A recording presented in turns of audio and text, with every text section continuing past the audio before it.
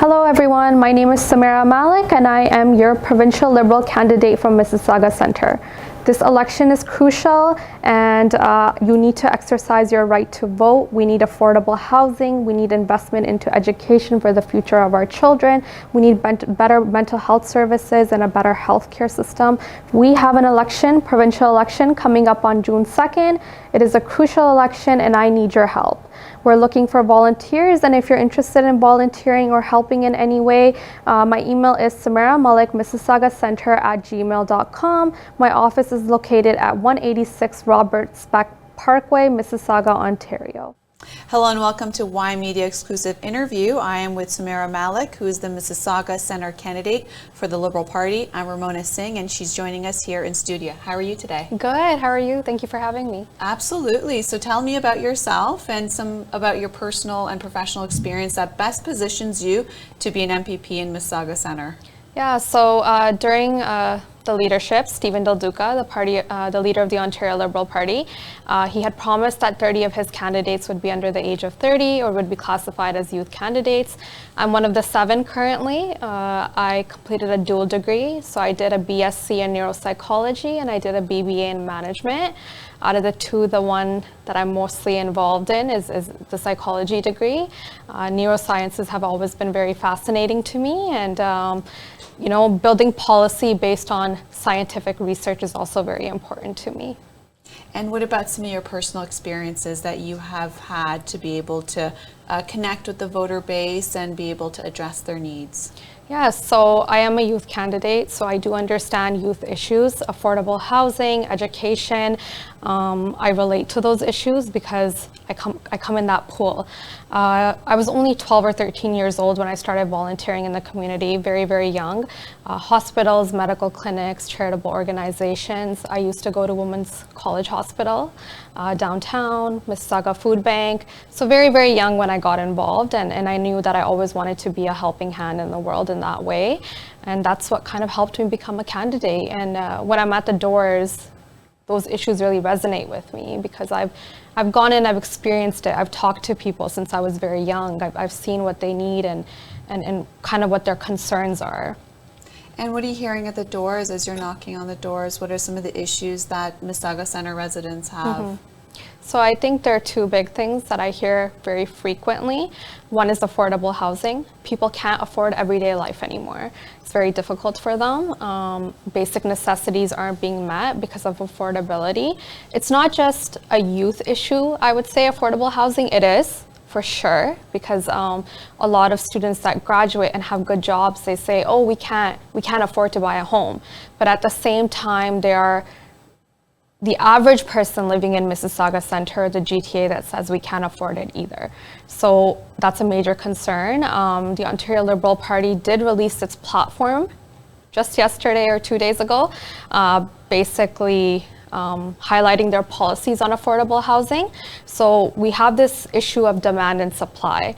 The demand for housing is great, the population is growing, but we don't have the supply for that. So that's a major issue because housing is a basic necessity. So we have promised that over the next 10 years, we would build 1.5 million new homes. But those new homes would be supportive homes, social homes, to make sure that people who are in need are getting placed within a home. Another thing is rent control. So rent control is a big issue. People can't even afford to rent anymore. So some things that we're implementing are, for example, if you have an empty home, you will be taxed. If you're a resident and you own a home in Ontario, and if you're going to keep it vacant and you're not going to rent it out or you're not going to sell it, you're going to be taxed 2%. If you're not a resident of Ontario, you'll be taxed 5%. So I think that's just holding people accountable because we do have a shortage. The Liberal leader, Del Duca, is talking about a new Liberal Party since it was in government for 15 years, and now he's saying it's got a new slate of candidates, new policy, new leader. Are you hearing that at the doors with people being able to connect it to the previous Liberal government? Or, I mean, what is the feeling there in your riding? So I do think there are a lot of people that say to be honest, that do relate back to the older Liberal government. They were in power for a very long time, and I think people wanted change, and that's how we kind of saw the Ford government come into power. But I think that it's fair to say people want change, but I think they've experienced change during the pandemic, and I think that the experience with the pandemic for a lot of people was not so great. We've seen mental health issues on a rise. We've seen health issues on a rise. What's happened in long-term care homes was disastrous. At the same time, though, I do really believe, and especially as a young candidate and a first-time candidate, what I can honestly say is this party really did rebuild itself. I was one of the early nominated candidates. I think there was only like 10 of us at the time, and that was like a year and a half, 2 years ago. So I've really seen how they've built policy. I've seen how they've built a team. I've seen how they've recruited candidates. And throughout that process, I can say that they've learned from their past mistakes. They don't want to repeat those. They want to make sure that they listen to the people of Ontario. Even our policy platform, we had a process called Take the Mic, where people in Ontario were basically included in a party platform process where they were asked what they would like to see us develop. And the party policies that came out were just based on what people had said. So I think that's really about rebuilding. And what are some of the policies that are going to be tailored to Peel Region or specifically Mississauga? We've seen a lot of announcements from the PC leader Doug Ford when it comes to infrastructure and hospitals, as well as NDP leader Andrew Horwath. What's the Liberal plan? So we do want to invest in healthcare. We think it's a major issue, especially during the pandemic. During the pandemic, we saw that we had shortages of nurses, we had shortages of doctors. They were being burnt out. Our healthcare system was collapsing, and we don't want to see that happen again. So we definitely have promised that we want to see growth in that. For example, if we look at Bill 124, Bill 124 caps nurses' salary at 1%. During a pandemic, when nurses were being burnt out, it made it a lot worse, right? Because they were working extra hard, they were providing for the healthcare system, they were helping us through a crisis, a global pandemic, and then the Ford government had capped their pay. So the first thing we had asked for was that should be removed. It needs to be repealed, and we've been asking for it for the past year and a half, 2 years. So those are some things that we want to do if and when we come into power.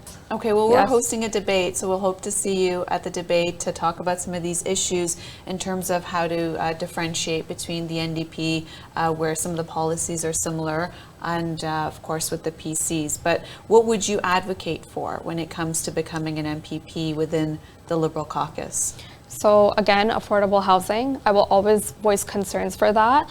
Another thing for me that's very important in terms of healthcare is mental health. During the pandemic, even apart from the pandemic, I think studies have shown that the pandemic has made it a lot worse, but there is a mental health crisis. People are suffering. We don't have resources.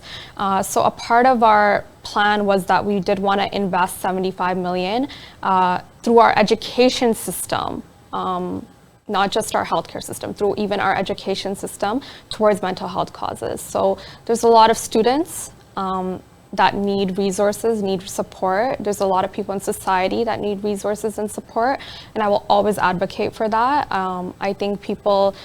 I don't think mental health resources should be a luxury in any way. I think just like when we go to the doctor, you're not feeling well, you go to the doctor, it's easy, it's accessible. The same way, if your mental health is suffering, you're not feeling well, I think you should be allowed to do that, and it should be easy to do that. So that's something I definitely want to continue to advocate for.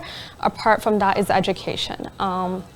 In 2018, I was still a student when the Conservative government came into power, and provincially they had made cuts to education.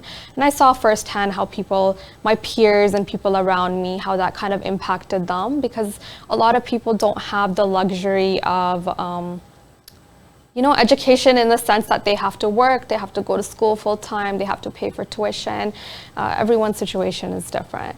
So I think education is a place we want to invest for the future of our children and society, and not a place where we want to make cuts. So again, as a government, we said that we want to invest $2.3 billion into education, tutoring, services, We want classes on financial literacy, things that are important, mental health resources, after school programs. So that's also something I would continue to advocate for as well. As you're knocking on doors and talking to people who's coming to your campaign office, how popular is a buck a ride province-wide? Oh, I think it's an amazing policy. I actually went to the GO station in my riding and I talked to some residents. Transportation can be very expensive. For some people, they were telling me they pay like $17 a day just to get to and from school or to and from work. $17 or $20 a day is not very feasible, especially in a place where affordability is an issue, right? So I think a buck a ride, it's amazing in the sense it's economically friendly, it's environmentally friendly. It will encourage more people to take transportation rather than driving. So I think in that sense it's great. I think it kind of helps with the whole scenario of affordability where people feel like, why is everything so expensive? So I think that's great as well. Any final words to our audience, our viewers, listeners, and subscribers about yourself? Yeah, so I would really appreciate the support and the help. I definitely need volunteers. If you could spare even an hour a day, a week, it's much appreciated. Campaigns are all about working together, and you definitely need a support system. If you want to reach me, my email is Sumira Malik, mississaugacenter@gmail.com. My office is located in Central Square 1, which is 186 Roberts Spec, Mississauga. I would love to see you there. I would love your support, and thank you. Thank you for having me. Absolutely. Thank you for joining us. This was an exclusive interview with Sumira Malik. Hello everyone, my name is Sumira Malik and I am your provincial Liberal candidate from Mississauga Centre.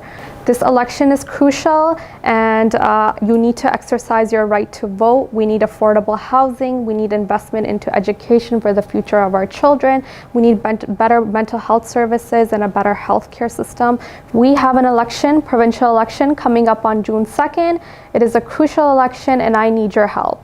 We're looking for volunteers, and if you're interested in volunteering or helping in any way, my email is Sumira Malik, mississaugacenter@gmail.com. My office is located at 186 Roberts Spec Parkway, Mississauga, Ontario. You are watching Channel Y, a South Asian Canadian channel.